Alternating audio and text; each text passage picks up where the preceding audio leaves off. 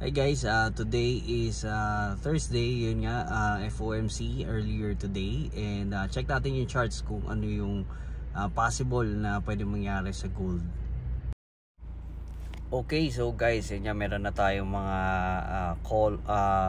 meron na tayong mga drawings, no? Ayan, so yun natin yan. Yan, okay, so we're still on a critical level. And bullish has not resumed yet. Okay, so on a bigger scale, this is a 4-hour time frame, man. So makita nyo, this is the trend line, no, the uptrend line. There's this support at around 3250 and around 31. That's the deeper correction, mga support niyan. So since this is a bigger picture, 4-hour time frame, and sa loob niyan, there's a downtrend, and that downtrend hindi pa nabe-break yan, and itong and so paano ba natin yan? Ayan, kunin natin yan, and ayan, lagyan natin dyan. Okay, so yung level na yan at around 3340 to 3350, 3360. Yan, kapag yan ang na-break niyan pataas, okay, so possible na pwede na tayong mag-resume ng ating mga bullish orders or mga bullish na entries natin, no? So as of right now, what we can do is that we can buy near support level, yan, sa mga 3293, yan, 3293, 33, yan, yun yung mga support level, no? So we can buy on those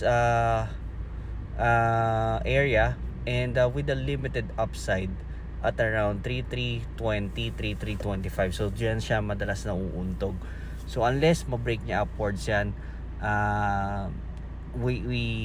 we still remain cautious sa paglalagay ng ating buy order, no? So as of right now, fundamentals, yung with gold, no, check natin fundamentals, yung rate cut ng Fed sa US is not confirmed, no? Kumbaga neutral pa rin yung sagot ni Fed Powell dyan. And yun nga, neutral, so ibig sabihin walang masyadong epekto sa market. Pero there's this tariff war again, pero hindi masyadong nagiging ng traction, hindi nagkakaroon ng masyadong epekto rin, no? So but overall, we remain bullish kasi nga those factors na at September there's a 90% chance na mag-rate cut na, no?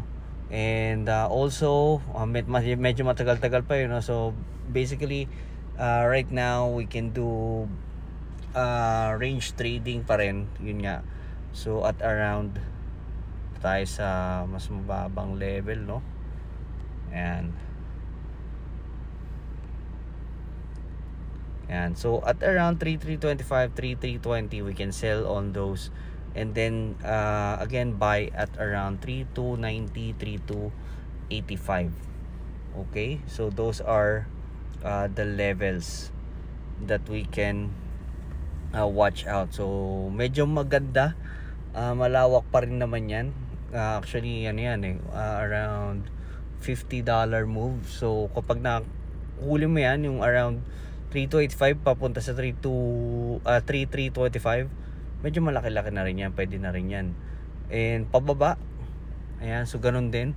So most likely we can sell now at around 3325. Ayan, so unless ma-break niya yan, then we can resume our bullish orders, yung talagang pwede nating sakyan yung trend na yan. So but right now we remain cautious kasi since it's around the neutral zone. So pabalik-balik lang, as you can see. Yan, sinusundan niya talaga yung trend line, no? Respected. And that's it guys, for our gold analysis. So thank you so much.